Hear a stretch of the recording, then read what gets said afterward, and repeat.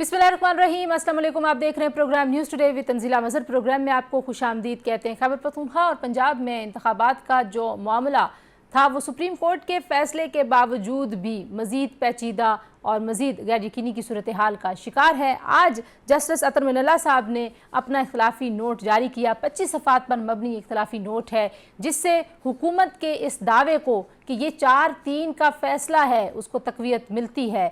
Justice अतर मिनल्ला साहब ने कहा कि जो पंजाब और खैबर पख्तूनख्वा इलेक्शन में आज खुद नोटिस का मामला है वो 4-3 से मुस्तरद हुआ है। उन्होंने ये भी कहा कि जस्टिस मंसूर अली शाह और जस्टिस जमाल मंदोखेल की राय से मुकम्मल तौर पर मुत्तफ़िक हूँ। बहुत हैरत की बात यह भी है कि अतर मिनल्ला साहब ने ये कहा कि मैंने चाय के कमरे में इस बात पर इत्तेफाक राय कर लिया था कि मैं बेंच में बैठा रहूँगा, मैंने अपने आप को बेंच से अलग नहीं किया। साथ ही साथ उन्होंने जस्टिस यहया आफरीदी का जो नोट था 23 फरवरी की समाअत, उसका भी हवाला दिया और उन्होंने कहा कि जस्टिस यहया आफरीदी ने भी नाकाबिल समाअत होने की बुनियाद पर आज खुद नोटिस और दरख्वास्तें मुस्तरद कर दी थीं। अब ये मामला किस तरफ को जाएगा? ये जो 4-3 से मुस्तरद होने की बात है, इसके बावजूद हमने देखा कि इलेक्शन कमीशन ने शेड्यूल का ऐलान भी कर दिया है। इलेक्शन कमीशन ने यह भी फैसला किया है कि वो हुकूमतों से किसी किस्म की खतो किताबत नहीं करेगा। सुप्रीम कोर्ट का फैसला है जो अगर उसके मुताबिक हुकूमतें नहीं अमल दरामद करती इस फैसले पर तो वो जाने और सुप्रीम कोर्ट जाने। तो अब 4-3 जिसको तक़वियत मिली है अतर मिनल्ला साहब के इस इख्तलाफी नोट से, उसके बाद सुप्रीम कोर्ट क्या फ़ैसला करेगी? चीफ जस्टिस साहब के लिए ये बड़ा ही अलार्मिंग है और उनको देखना चाहिए कि सुप्रीम कोर्ट की तकसीम जिस तरीके से मज़ीद गहरी होती चली जा रही है, पाकिस्तानी अवाम को इससे क्या पैगाम जा रहा है। तो आज के प्रोग्राम में कुछ इसका जायज़ा लेने की कोशिश करेंगे कि अब रेमेडी क्या है, इस तकसीम को किस तरीके से ख़त्म किया जाना चाहिए और अगर ये मामला दोबारा अदालत की तरफ जाता है तो उससे क्या हल निकलेगा। और आज के प्रोग्राम में हम कुछ पाकिस्तान तहरीक इंसाफ की जो पॉलिसी है, कुछ उनमें हमें लचक दिखाई देती है, क्या एस्टैब्लिशमेंट से उनका कोई राब्ता बहाल हो गया है। पाकिस्तान तहरीक इंसाफ अब एक साथ इंतखाबात के लिए हुकूमत और एस्टैब्लिशमेंट के साथ बैठने पर रजामंदी का इजहार कर रही है, वापस पार्लियामान में भी आना चाहती है। क्या कानूनी तौर पर यह मुमकिन है कि PTI वापस असम्बलियों में आ सकती है? उसका जायज़ा भी लेंगे और आखिर में बात करेंगे। आज एक बहुत ही अहम नेशनल सिक्योरिटी कमेटी का इजलास हुआ है। इस इजलास को लेके बहुत सारी क्या सराहियाँ की जा रही थी। पाकिस्तान तहरीक इंसाफ को बहुत सारे तहफ़्फ़ुज़ात थे, जो अलामिया सामने आया है वहाँ उनको देखते हुए अब क्या पाकिस्तान तहरीक इंसाफ दोबारा से इस्टेब्लिशमेंट के किरदार पर इसी तरीके की बातचीत जारी रखेगी ये नहीं, ये हम प्रोग्राम के आखिर में बात करेंगे। जी, पहले हिस्से में हमारे साथ मौजूद होंगे साबिक़ अटॉर्नी जनरल इरफान कादर साहब, जो कि इलेक्शन कमीशन के वकील भी थे इस बहुत ही आम मामले में, और हमें इस्लामाबाद स्टूडियोज़ में ज्वाइन कर रहे हैं हसन रज़ा पाशा साहब। जबकि प्रोग्राम के दूसरे हिस्से में हमारे साथ एजाजुल हक साहब होंगे, पाकिस्तान तहरीक इंसाफ के सीनियर रहनुमा, और आखिर में हम बात करेंगे lieutenant general retired Naeem Khalid Lodhi साहब से। बहुत शुक्रिया इरफान कादर साहब। इरफान कादर साहब, आज जस्टिस अतर मिनल्ला साहब ने भी अपना इख्तलाफी नोट जारी किया। 25 सफ़ात पर मबनी ये नोट है और वो कह रहे हैं मैं तो बेंच से अलग नहीं हुआ, चाय के कमरे में ये इत्तेफाक राय हो गया था कि मैं इस बेंच का हिस्सा हूँ, इस बेंच पर बैठूंगा। तो अब ये जो 4-3 की बहस है उस पर क्या इम्पैक्ट होगा इस इख्तलाफी नोट का? वो ये भी कह रहे हैं कि मैं जस्टिस मंसूर और जस्टिस मंदोखेल साहब की जो राय है उससे मुकम्मल इत्तेफाक करता हूँ।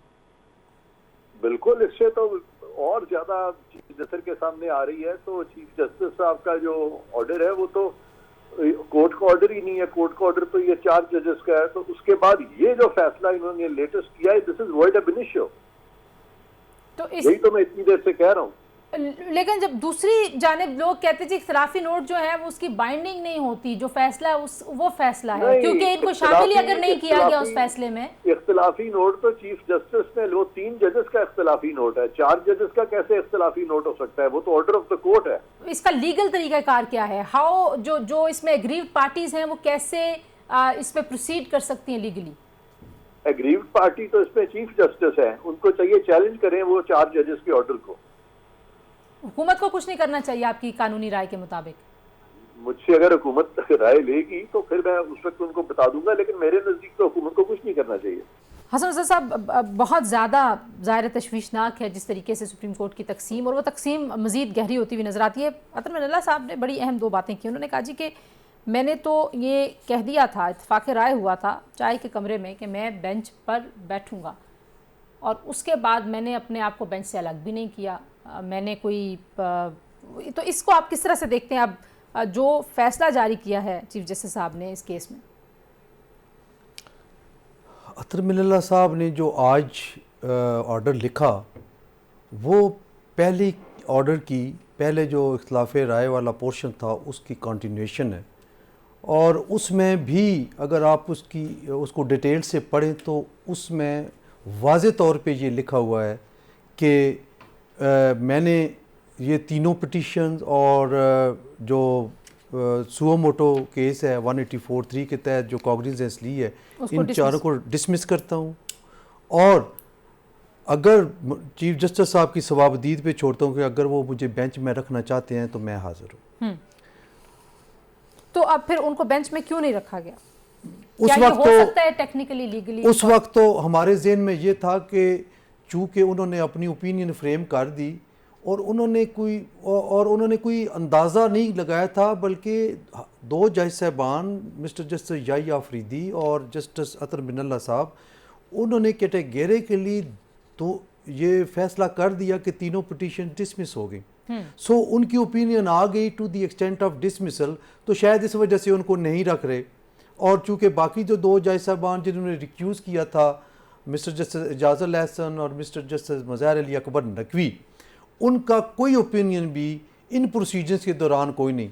बेंच की तश्कील से पहले एक ओपिनियन उनका आया था जो कि उन्होंने उस CPO लाहौर के सर्विस मैटर में जब मैटर रेफ़र किया ऑनरेबल चीफ जस्टिस साहब को कि इसका सुओ मोटो लें, हमें लग रहा है कि ये इलेक्शन नहीं होने जा रहे, तो वो ओपिनियन इन प्रोसीडिंग्स में कंसिडर नहीं किया जा सकता। 4-3 की बहस है, इसको आप किस तरीके से देखते हैं? अब इसमें जो ये इख्तलाफी नोट वाले जो जजेस हैं इनका अभी इरफान कादर साहब कह रहे हैं ये तो 4 जो इख्तलाफी नोट हैं वो ऑर्डर होगा अगर 7 का बेंच है। अब बेंच का नंबर और इसके ऊपर आपको पता बड़ी कन्फ्यूजन है, आप इसको लीगली कैसे देखते हैं? मेरा ख्याल है कि इस बात को ज़्यादा तकवीत हासिल हो रही है 4-3 वाली रेशो से, और मेरा ज़ाती तौर पे भी यही ख्याल था बतौर स्टूडेंट ऑफ लॉ कि चूँकि दो मुअज़्ज़ज़ जज साहबान बेंच से रिक्यूज़ उन्होंने नहीं किया, निकाला गया जब उनको, तो उनकी ओपिनियन आ गई थी, उन्होंने एक वर्डिक्ट दे दिया था डिसमिसल का। ओपिनियन इस फैसले का हिस्सा तस्लीम की जानी चाहिए। और जो बाकी दो जज साहबान जिन्होंने डिसेंटिंग नोट लिखे, मिस्टर जस्टिस मंसूर अली शाह साहब और मिस्टर जस्टिस मंदो खेल साहब, उन दोनों ने भी फुट नोट में ये लिखा था कि जो हमारे दो जजेस ब्रदर जजेस जो फैसला कर चुके हैं डिसेंटिंग नोट वाला, वो इस ऑर्डर का हिस्सा बनाया जाए। इलेक्शन कमीशन ज़ाहिर आप उनके वकील भी थे इसी सारे मामले में, आप किस तरह से देखते हैं कि अब ये लेटेस्ट अब आ गया और आप कह रहे हैं चीज़ें निखर के बिल्कुल वाजे हो गई हैं, सामने आ गई, अब इलेक्शन कमीशन ने जो ले लिया उस पर स्टेप, उस पर क्या राय होगी आपकी? इलेक्शन कमीशन को तो ये 4 जजेस के ऑर्डर को मानना चाहिए, और लिहाजा उसके बाद जितनी प्रोसीडिंग्स उसके ऊपर हुई हैं, क्योंकि ये जो आखिरी डिसीजन हुआ है ये भी तो continuation of the same matter है ना, जिसको के लिंगर ऑन करके तो यहाँ तक ले आए। तो इलेक्शन कमीशन को चाहिए उसको 4 जो जजेस का ऑर्डर है उसको फॉलो करें और इसको रद्द करें। लेकिन मैं जब उनके लिए वकील खड़ा हुआ था तो मैंने तो जितना भी कानून का जो हसार उनकी बन सकता था उसको मजबूत करने में, इलेक्शन कमीशन को मजबूत करने में मैंने वो सारा कानून का हसार बनाया उनके इर्द गिर्द। लेकिन बाद में मुझे समझ ही नहीं आई कि इलेक्शन कमीशन ने ये कैसे एकदम ये सारा कुछ कर दिया। मेरे लिए हैरान कुछ था। आपके उसके बाद बात नहीं हुई अपने क्लाइंट से? नहीं, मैं कभी भी क्लाइंट्स के पीछे फिर नहीं जाता। वो तो अगर क्लाइंट्स मुझसे रिज्यू करें तो फिर मैं उनकी बात सुनता हूँ ना जी, मैं खुद तो नहीं, अच्छा तो नहीं लगता ना। आपके ख्याल में क्या करने की ज़रूरत है अब इस वक्त, क्योंकि आप पाकिस्तान बार काउंसिल को रिप्रेजेंट कर रहे हैं, सुप्रीम कोर्ट इंसाफ की फरहमी का सबसे बड़ा मोतबर और मुस्तनद इदारा है इस मुल्क में, आप इस सारे मामले को अब कहाँ जाता हुआ देखते हैं, क्या तजवीज़ करते हैं? क्योंकि आप लोगों ने भी कोशिश की थी पेश होने की और आप लोगों ने अपनी राय भी रखने की कोशिश की थी इस बेंच के सामने। देखिए, बात यह है कि एक तवातुर के साथ पाकिस्तान बार कौंसिल अपना ये मुतालबा दोहराती रही और उसमें हमारी कोई पर्सनल लाइकिंग डिसलाइकिंग नहीं, हमारा कोई पॉलिटिकल एजेंडा नहीं। सिर्फ इस इदारे को बचाने के लिए और सिर्फ इस इदारे की तौकीर को सलामत रखने के लिए हम बार बार फुल बेंच की रिक्वेस्ट करते रहे। इवन हमने तो कोर्ट में जब 3 मेंबर्स बेंच बैठा तो उसकी हियरिंग स्टार्ट होने लगी तो मैं ख़ुद वहाँ जाके, मेरे साथ vice chairman Pakistan bar council थे, vice chairman Islamabad bar council, Islamabad high court के प्रेसिडेंट, इस्लामाबाद डिस्ट्रिक्ट बार के प्रेसिडेंट, ये हम सारे थे। वहाँ जाके हमने ये मुतालबा दोहराया कि हम बड़े दिल गिरफ्ता होके हाज़िर हुए हैं और हम देख रहे हैं कि मामलात बहुत गड़बड़ हो रहे हैं और इससे इस इदारे की बका के लिए ज़रूरी है कि आप ये बनाएं बेंच। अभी भी आप फुल कोर्ट की बात कर रहे थे? जी, फुल कोर्ट। अभी भी मैं ये कहता हूँ कि जो कल की कौमी असम्बली की प्रोसीडिंग्स उनको भी देखा, फिर मीडिया पे मैंने प्राइम मिनिस्टर साहब और इंटीरियर मिनिस्टर साहब, लॉ मिनिस्टर साहब की बातें सुनी। ठीक है, उनका अपना एक पॉलिटिकल विजन है, अपने पॉलिटिकल हिसाब से चलते हैं, हम उनसे इख्तलाफ भी कर सकते हैं और उनकी हमायत भी कर सकते हैं अपने नुक्ता नज़र से, लेकिन उनको देख के मुझे नहीं लग रहा कि ये 10 तारीख की जो पहली जो हर्डल है 21 अरब रुपए की amount election commission of Pakistan को जमा करवाने वाली, वो शायद पूरी हो सके। बहुत सारे लोग ये कहते हैं जी कि अगर ये कोर्ट का ऑर्डर नहीं मानेगी हुकूमत, और पीटीआई तो आपको पता है इसके ऊपर पहले से कैंपेन कर रही है कि आर्टिकल 6 लगेगा, ये आइन से इनराफ होगा, अब आइन को रद्द करने के मुतरादिफ होगा। किस तरह से आप देखते हैं कि आप कहते हैं कुछ नहीं करना चाहिए हुकूमत को, सुप्रीम कोर्ट अगर जो चीफ जस्टिस हैं वो अपने ऑर्डर को रिव्यू नहीं करते, फुल कोर्ट अभी भी नहीं बनता, तो फिर क्या हम कॉन्स्टिट्यूशनल ब्रेकडाउन की तरफ जा रहे हैं? बिल्कुल नहीं, बिल्कुल नहीं। वो तो order is a nullity in the I of law. यानी जजेस कह रहे हैं, 4 जजेस कह रहे हैं कि हमारा ऑर्डर जो है ऑर्डर ऑफ द कोर्ट है। उसके बाद ये चीफ जस्टिस साहब जो है उन पे तो कंटेम्प्ट लग सकती है इस बात पे। और वो कौन लगा सकता है? वो जो 4 जजेस हैं वो लगा सकते हैं। कानूनी तौर पे आपको लगता है कि ये पॉसिबिलिटी हो सकती है? ये कोई दरखास्त अगर देगा इनके खिलाफ तो ऑब्वियसली ये पॉसिबिलिटी भी हो सकती है। अब आगे का क्या सिनेरियो आपको नजर आता है कि अभी अगर 10 तारीख तक नहीं इलेक्शन कमीशन को वो तमाम सहूलतें मिलती, एग्जीक्यूटिव की तरफ से वो फैसिलिटेशन नहीं मुयसर आती, तो फिर क्या एक बार फिर कोर्ट के पास मौका होगा फुल कोर्ट बनाने का? जी नहीं, देखें अभी तो ये मैंने बता दिया आपको कि ये तो सारा ऑर्डर गलत है। मैं तो बिल्कुल एग्री ही नहीं करता इस तरह के इस ऑर्डर से। मैं नहीं समझता कि इलेक्शन कमीशन किसी तरह भी जवाबदेह भी है ये माइनॉरिटी जो जजेस हैं इनको। अब ये 4 जजेस ऐसे हैं जिनकी राय और है, 3 की और है।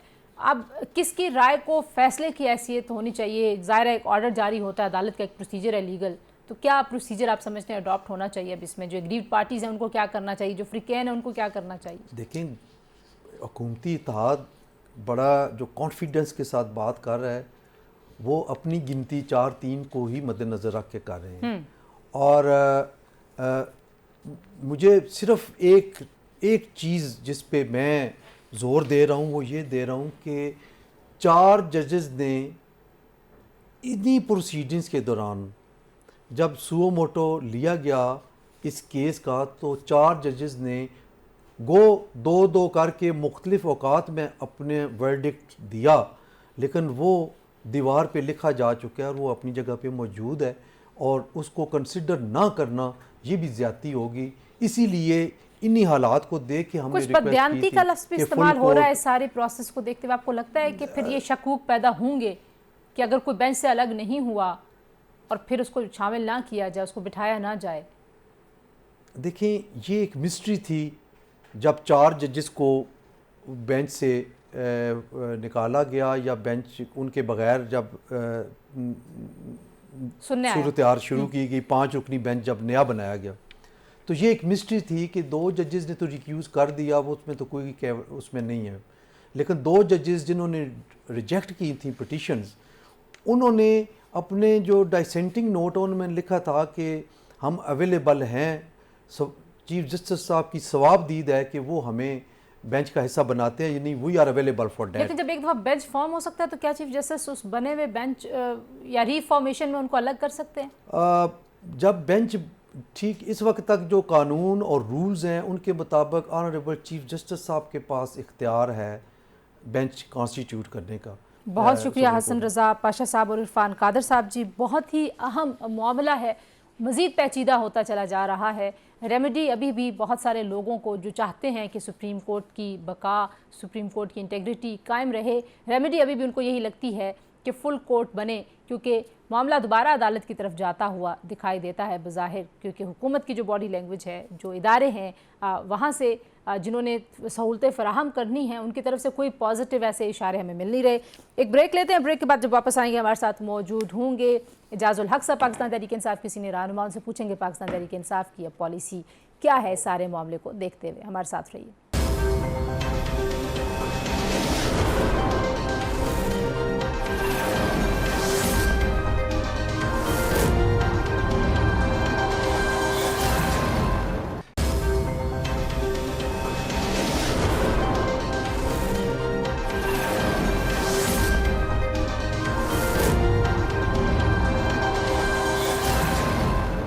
जी प्रेम, एक बार फिर आपको खुशामदीद कहते हैं। हमें ज्वाइन करें पाकिस्तान तहरीक इंसाफ के सीनियर रहनुमा एजाजुल हक साहब। एजाजुल हक साहब, बहुत शुक्रिया, आपने हमें वक्त दिया। जो इस वक्त पाकिस्तान की सियासी सूरत हाल है, पाकिस्तान तहरीक इंसाफ एक बार फिर अपने मौक़िफ़ से कुछ पीछे हटती हुई दिखाई देती है। क्या ये पार्टी पॉलिसी है कि आप लोग अक्टूबर में इंतखाबात के लिए हुकूमत के साथ बातचीत करने पर रज़ामंद हैं और इसके लिए कोई बाज़ाब्ता आप लोग कोशिश करेंगे? देखिए, बात तो इलेक्शंस में समझता हूँ कि मुल्क के अंदर एक साथ होने चाहिए, और उसके लिए ये कई मरतबा बात की थी, और एक सबसे आसान तरीका ये था कि जो MNA डिनोटिफाई हो गए थे उनको पार्लियामेंट में जाने देते और वहाँ पर बातचीत शुरू हो।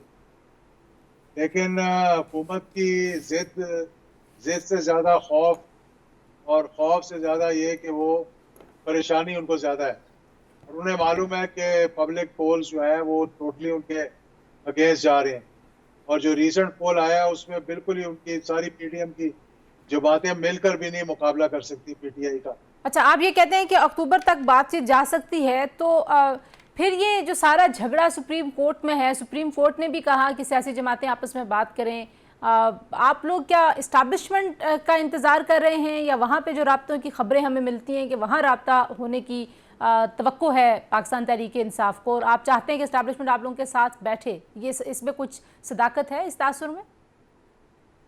नहीं, ऐसी कोई बात नहीं है। मेरा नहीं ख्याल कि इस्टेब्लिशमेंट से कोई उम्मीद कर रहा है। ये है कि इस्टेब्लिशमेंट अपना किरदार अदा करते हुए एक स्टेक होल्डर की हैसियत से सबको इकट्ठा बिठाने में एक कंड्यूट का किरदार अदा कर सकते थे, यानी कि एक राब्ते का जो फुकदान है वो किरदार वो अदा कर सकते हैं। लेकिन अगर हुकूमत खुद ही बेटर सेंस प्रिवेल कर जाए तो हुकूमत को चाहिए कि वो खुद ही बातचीत कर ले।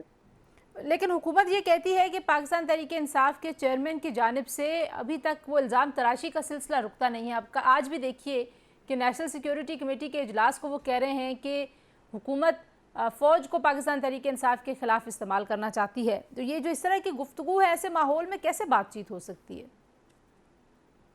देखिए, इस माहौल में जो तासुर जा रहा है बाहर, वो तासुर ये जा रहा है कि हुकूमत नेशनल सिक्योरिटी काउंसिल की इजलास की आड़ में, हालांकि हमें मालूम है कि ये काउंटर टेररिज्म पे इजलास है और ये जो पिछला इजलास हुआ था उसकी कंटिन्यूटी है, लेकिन उसके बावजूद हुकूमत ये तासुर देने की कोशिश करेगी कि फौज हमारे साथ खड़ी हुई है, और जो हमारा बयानिया है सुप्रीम कोर्ट के खिलाफ, शायद फौज भी उसके साथ खड़ी हुई है। लेकिन फौज कभी भी कॉन्स्टिट्यूशन से बाहर या सुप्रीम कोर्ट के बयानिया के खिलाफ मेरा नहीं ख्याल कि कोई हुकूमत की मदद करेगी। तो इसलिए परेशानी का आलम तो है, और जैसे जैसे PTI के और इस्टेब्लिशमेंट की दूरियां कम होती हैं, ये कोई ना कोई बीच में स्पैनर डालते हैं और कोशिश करते हैं कि लड़ाई जो है मजीद बढ़ जाए। जैसे कि कल गद्दारी के मुकदमात ख़त्म करने के बावजूद अली अमीन गड्डापुर को इन्होंने DI खान से उठा लिया, और यही तासुर देने की कोशिश कर रहे हैं किस तरह से PTI और इस्टेब्लिशमेंट पे इल्ज़ाम लगाए और इनकी आपस में दूरियां हो जाए। कोई कुर्बतों की कोई अलामत नज़र आती है? आप कह रहे हैं जैसे हम नज़दीक होने लगते हैं इस्टेब्लिशमेंट के, कोई ऐसी अलामत आपको, हमें कोई ऐसा शवाहिद हमें नहीं नज़र आते कि वाकई आपकी कोई दूरियां ख़त्म हो रही हैं इस्टेब्लिशमेंट के साथ? क्योंकि आपके लीडर्स आके कहते हैं ऑन रिकॉर्ड कि हमारा कोई राब्ता नहीं है, हमारी कोई बातचीत नहीं है। देखिए, राब्तों से नहीं फ़र्क पड़ता, और राब्तों की जरूरत भी नहीं होती, इकदामात से मालूम होता है कि मामला ठीक है कि नहीं। जब उन्होंने कहा कि हम ए पॉलिटिकल हैं तो हम ये समझते हैं कि वो ए पॉलिटिकल है, अगर वो मुदाखलत नहीं कर रहे तो बहुत अच्छी बात है। और ये जो कुछ हो रहा था ज़ुमान पार्क पे या जुडिशल कॉम्प्लेक्स में, हुकूमत ये तासुर दे रही थी कि वो नहीं कर रही है, ये कोई और करवा रहा है, यानी कि अदालतें करवा रही हैं या एस्टेब्लिशमेंट करवा रही है, लेकिन वो बात सही नहीं थी। हुकूमत वो इसलिए करवा रही थी इकदाम कि पीटीआई जो है वो एस्टेब्लिशमेंट के खिलाफ बोले, जिस तरह माजी में भी उनको उकसाया गया है, जब हमला हुआ था तब भी ये बातचीत हुई थी। तो अब उनको जो सही पिक्चर है नजर आनी शुरू हुई है, तो अब घबराहट भी उनपे तारी होगी। तो आपके ख्याल में इमरान खान साहब जितनी गुफ्तगू करते रहे वो किसी के उकसाने पे करते रहे, जहाँ बाजवा के हवाले से, एस्टैब्लिशमेंट के दीगर अफसरान के हवाले से? अभी भी उन्होंने ये कहा था कि मुझे नहीं मालूम कि आर्मी चीफ मेरे खिलाफ क्यों है। मौजूदा आर्मी चीफ के हवाले से भी उन्होंने ये राय दी एक इंटरव्यू में। तो कोई किसी के खिलाफ नहीं है। माजी में जो कुछ उन्होंने कहा उससे ज्यादा तो नवाज शरीफ साहब और मरियम कहती रही हैं। और जलसों में जजेस की तस्वीरें लगाकर और रिटायर्ड फौजी अफसरों के बारे में जिस किस्म की उन्होंने गुफ्तगू की है, वो भी मतलब एक गलत फहमी की बुनियाद पर ही है ना। तो जैसे जैसे ये माहौल ठीक होगा इंशाल्लाह ये भी मामला जो है सही डगर पे चलने शुरू हो जाए। जाजुल साहब, क्योंकि आपको समझा जाता है जब आप अपनी जमात की सरबराही कर रहे थे और आपको एस्टैब्लिशमेंट के करीब जो हल्के उनमें शामिल किया जाता है, कोई आपका कोई राब्ता हुआ अपनी पर्सनल कैपेसिटी में, और अब जब से आपने पीटीआई ज्वाइन किया उसके बाद एस्टैब्लिशमेंट से कोई आपने राब्ता करने की कोशिश की? नहीं, मेरा कोई ऐसे राब्ता नहीं हुआ। वैसे दोस्त बहुत हैं, मतलब बातचीत तो होती रहती है, कभी कभी अफ्तारियों में मुलाकात भी हो जाती है, लेकिन ऐसे नहीं है कि मैं कोई पैगाम लेके जाऊं या उनका पैगाम लेकर आऊं, ना ही उसकी जरूरत है मेरा। इस वक्त जो सूरत हाल है, आपको यकीन है कि इंतखाबात हो जाएंगे? क्योंकि हम जितने लोगों से बात करते हैं सुप्रीम कोर्ट के फैसले के बावजूद, और ज़ाहिर है वो बहुत मुतनाज़ फ़ैसला है, आज अतर मिनल्ला साहब का जो इख्तलाफी नोट सामने आया उसके बाद तो शक की कोई गुंजाइश नहीं रहती कि वो 4-3 का फ़ैसला है और वो अक्सरियती फ़ैसला नहीं है, लेकिन इसके बावजूद ज़ाहिर है सुप्रीम कोर्ट का हुक्म है। लेकिन हुकूमत अगर नहीं मानती उस हुक्म को तो फिर क्या करेगी पाकिस्तान तहरीक इंसाफ? 4-3 का कोई फैसला नहीं है, फैसला 3-2 का है, 5 का बेंच था। ये सब एक नैरेटिव बनाया जा रहा है। कहाँ है वो फैसला 4-3 का? जरा मुझे दिखाई ला के। सर ये तो जजेस कौन सा बेंच बना ये था तो जजेस के इख्तिलाफी नोट है। वो कहते हैं मैंने तो, अतर मिनल्ला साहब कह रहे हैं मैंने तो जज अपने आप को बेंच से अलग ही नहीं किया। इख्तिलाफी note is not part of the judgment, sorry to say. Resolution pass in the assembly is not binding on anybody. ये तो हम रोज असेंबली के अंदर बैठकर कश्मीर फतह कर लेते हैं, इसका मतलब कश्मीर फतह हो गया। हिंदुस्तान को बुरा भला कहते हैं, हिंदुस्तान को बुरा भला कहने से किसी रेजोल्यूशन से तो कोई फर्क नहीं पड़ता। जब तक ये कोई ऐसी है जैसे अक़वाम मुत्तहिदा की करारदादें हैं, उसी तरह ये करारदादें। तो ये अतर मिनल्ला साहब का it doesn't matter, sorry to say. Honourable जज है, लेकिन he should not go against, अपने जजेस के खिलाफ जाना उनके लिए ठीक नहीं है मेरे ख्याल। वो इख्तिलाफी नोट तो ज़ाहिर है एक ट्रेडिशन है सारी दुनिया की जुडिशरीज में। नहीं है इख्तिलाफी नोट, ट्रेडिशन है, it is not binding, it is not a judgement. हर जजमेंट में इख्तिलाफी नोट आते हैं, लेकिन आपको जजमेंट वो होती है जो 5 के 5। आपको नहीं लगता कि जब इतनी ज़्यादा तकसीम सामने आ गई, इतने ज़्यादा इख्तिलाफी नोट सामने आ गए, और जाहिर है पहले तो आपने जवाब नहीं दिया कि आपको लग रहा है कि इलेक्शंस हो जाएंगे? क्योंकि हुकूमत की बॉडी लैंग्वेज से तो नहीं लग रहा कि सुप्रीम कोर्ट के इस फैसले पर अमल दरामद करवाएगी हुकूमत। मुझे लग रहा है इलेक्शंस होंगे, लेकिन इलेक्शंस इकट्ठे होंगे। वो थोड़ा पीछे आएंगे, ये थोड़ा आगे जाएंगे। अगर ये कर लेंगे तो बहुत अच्छी तरीके से इलेक्शंस हो जाएंगे। अगर पंजाब के इलेक्शन पहले हो गए तो हुकूमत की जो बची कुची साख है वो भी खत्म हो जाएगी। ये जो अब आगे और पीछे आने का कोई टाइम फ्रेम आपके जहन में है, पीटीआई के जहन में, कि कब हो जाने चाहिए? ज़ाहिर है अक्टूबर है, अगर पंजाब के भी होते हैं तो जुलाई तक जाके हुकूमत साजी होगी, फिर तो 1 महीने के बीच में बात है। तो ये 3-4 महीने में किसको ज़्यादा स्टेप बैक करना चाहिए अपनी जिद से? देखें, बात यह है कि हुकूमत के पास रह गए 4 महीने जी। अगर अक्टूबर में भी करवाने हैं तो अगस्त में तो इंटरिम गवर्नमेंट आ जाएगी ना जी।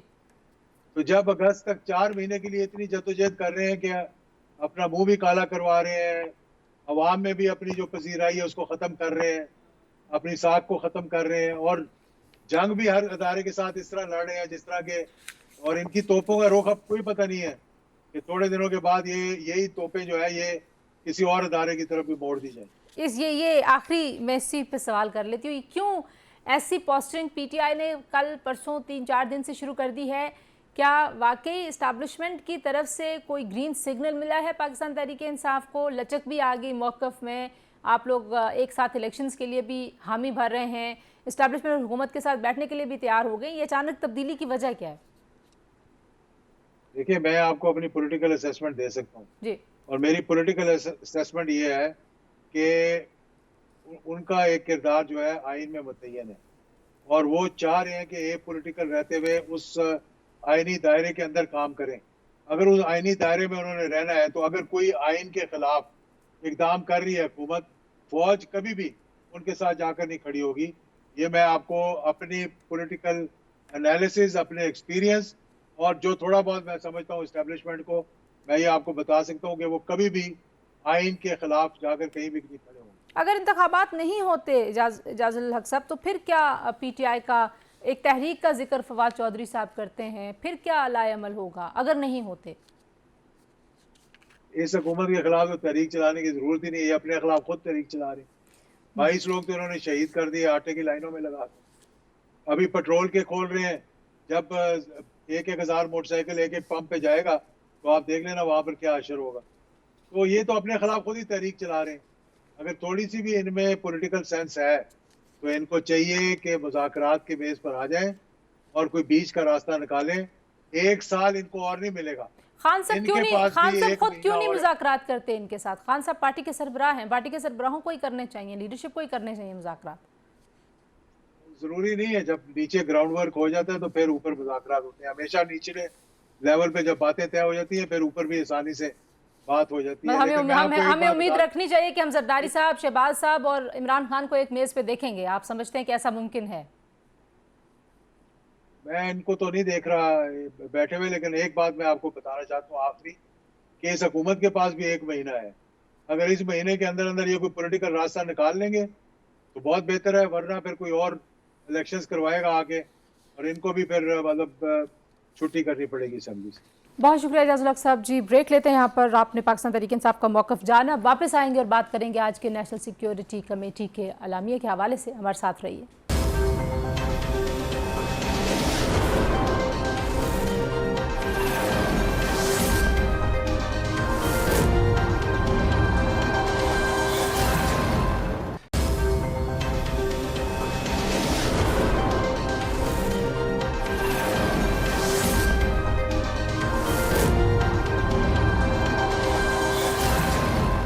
जी प्रोग्राम में एक बार फिर आपको खुशामदीद कहते हैं और अब हम बात करेंगे आज की नेशनल सिक्योरिटी कमेटी के इजलास के हवाले से। रब्ता किया है साबिक सेक्रेटरी दिफा नईम खालिद लोधी साहब से, लेफ्टिनेंट जनरल रिटायर्ड हैं नईम खालिद लोधी साहब। आज की जो ये मीटिंग है इसके बारे में जो तासुर था, कल तक पाकिस्तान तहरीक इंसाफ को खदशा था कि ये सियासी नोयत का कोई मामला होगा और कोई सियासी नोयत के फ़ैसले हो सकते हैं, लेकिन पिछले जो इजलास है उन्हीं की कंटिन्यूटी में हमने देखा कि दहशतगर्दी के खिलाफ जो ऑपरेशंस जारी हैं उन पे ज़्यादा डिस्कशन हुई है और फिर इकॉनमी पे बातचीत हुई है। जी, मेरा अपना ख्याल ये है कि पीटीआई का जो खदशा था वो दुरुस्त था। अच्छा। क्योंकि जिस तरीके से कोशिश कर रही थी गवर्नमेंट, जो आपको पता है कि इन्होंने वहाँ भी करारदाद पास की असेंबली में भी, और वो शायद मजीद तकवीयत हासिल करना चाह रहे थे किसी स्टेटमेंट से इस नेशनल सिक्योरिटी कमेटी के, वो नहीं हो पाई और इन्होंने नॉर्मल अपना काम किया जो कि सिक्योरिटी के मतलब है, इकॉनमी के मतलब है। और जो 2 स्टेटमेंट्स जिसका शायद हुकूमत को बहुत इंतजार था वो नहीं आई। नंबर 1 कि हालात इतने ख़राब हैं कि इंतखाबात नहीं हो सकते, ये स्टेटमेंट में शामिल नहीं है। और दूसरा ये कि हम लोग नहीं दे सकेंगे सिक्योरिटी के लिए, ये बात भी वहाँ से नहीं आई। लेकिन सर वो जो सेक्रेटरी दिफा ने सुप्रीम कोर्ट में जाके बात की थी, जाहिर है वो फौज की क़यादत के कंसेंट के बगैर तो वो नहीं कह सकते कि इस वक्त मुमकिन नहीं है जो स्ट्रेंथ मांग रहा है इलेक्शन कमीशन। नहीं, मेरा ख्याल है कि वो चूंकि बिटवीन जो आपके वजीर होते हैं, वजीर दिफा और चीफ ऑफ आर्मी स्टाफ, उसके चूंकि दरमियान में ये हैं सेक्रेटरी दिफा, तो वो किसी भी तरफ उनकी टिल्ट हो सकती है। आप सही कह रही हैं, उनके बगैर तो नहीं हो सकते, लेकिन ये बहुत आम थी। अगर यहाँ से ये स्टेटमेंट आ जाती नेशनल सिक्योरिटी कमेटी की तरफ से कि जी हालात इतने ख़राब हैं कि मुल्क जो है ना नहीं जा सकता इंतखाबात की तरफ, या हम मैन पावर नहीं प्रोवाइड कर सकते, तो ये फिर सिक्का बंद एक किस्म की सपोर्ट मिल जाती हुकूमत को, जो कि नहीं मिल पाई। लेकिन जैसा फौज तो जाहिर है हुकूमत का मातहत इदारा है, अगर हुकूमत कोई फैसला कर लेती है तो उनको कोई इंडोर्समेंट की ज़रूरत पड़ेगी आपके ख्याल में एस्टैब्लिशमेंट से? जी, इसलिए कि जब सुप्रीम कोर्ट किसी को बुलाती है कि जी आप आके बताएं, जो जिम्मेदार लोग हैं, तो अगर फौज की तरफ से इस किस्म का इंदिया हो कि हम आपको मैन पावर प्रोवाइड नहीं कर सकते, तो वो आर्मी चीफ को भी बुला सकती है सुप्रीम कोर्ट। तो मेरे ख्याल तमाम चीफ्स ने अपने आप को उससे अलग रखा है, पॉलिटिक्स से अलग रखा है।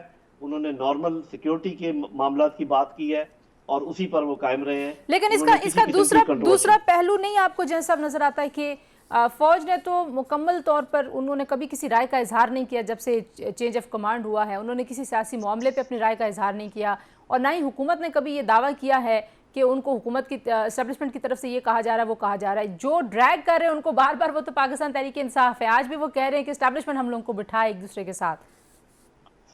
जी देखिए, बात यह है कि ये बात आप ठीक कह रही हैं। पहली बात तो ये है कि जो नए चीफ के आने के बाद ये बात बिल्कुल वाज़ेह है जिसका आपने जिक्र किया है कि बाकायदा न्यूट्रलिटी जो है वो हमें नजर आ रही है, इसमें कोई शक नहीं। लेकिन साफ ज़ाहिर है, ये भी आप ठीक कह रही है कि वो उनका ज़ैली इदारा है, लेकिन बहुत सारी चीज़ें ऐसी हैं हमारे पाकिस्तान में जैसे चलती हैं, आपको अच्छी तरह मालूम है कि तकवीत कहाँ से मिलती है, कोशिश कहाँ से होती है। बाकी जो पीटीआई अपनी कोशिश कर रही है वो तो देखें, जो कुछ बहुत सारी चीज़ें ऐसी हैं जो कि पॉलिटिकल नेचर है, उनका तो कोई वो नहीं। लेकिन जब आप आ जाते हैं कॉन्स्टिट्यूशनल मामलात के ऊपर, लीगल मामलात के ऊपर, फिर चीजें बदल जाती हैं। ठीक है, तो अगर मतलब सियासी तौर पे पीटीआई की आज भी एस्टैब्लिशमेंट हिमायत करेगी तो वो दुरुस्त है, लेकिन अगर जो हुकूमत जिसका ज़ैली इदारा है अगर उसको हिमायत देगी तो वो दुरुस्त नहीं होगा। नहीं, हमायत तो किसी की भी करेगी तो दुरुस्त नहीं होगा। हमायत उनको गवर्नमेंट के साथ खड़ा होना है हर हालत में, और गवर्नमेंट के वो ज़ैली इदारा है, ये भी बात आप बिल्कुल ठीक कह रही है। लेकिन जहाँ पर पॉलिटिक्स आ जाएगी और पॉलिटिकल मामलात होंगे, वहां पर उनको किसी के साथ भी नहीं होना चाहिए, और वो मेरा ख्याल वो इसी चीज का इजहार कर रहे हैं। बहुत शुक्रिया lieutenant general retired Naeem Khalid Lodhi साहब, हमसे बात कर रहे थे। आज के लिए इतना ही। प्रोग्राम देखने का शुक्रिया। इंशाल्लाह अगले प्रोग्राम में मुलाकात होगी। अल्लाह हाफिज़।